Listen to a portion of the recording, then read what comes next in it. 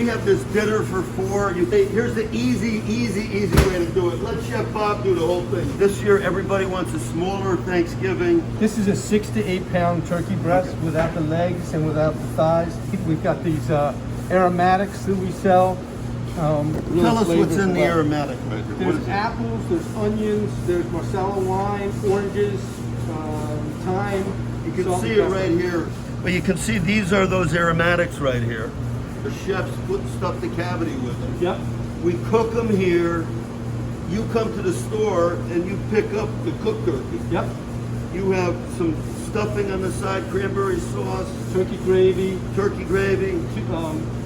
pie, your choice of a pie, Snowball Rolls, and two two other sides. You get 2 sides, and you have 2 great organic ones. We do. We have a butternut squash, and we have the organic kiwi potatoes that roasted in garlic oil. Okay, Yep. and so you can pick a couple of them up, bring the whole thing home. You just put it in the oven to warm it up, right? Right.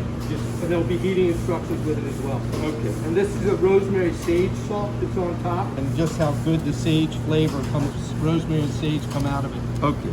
We just want you to relax and have a great Thanksgiving. Okay.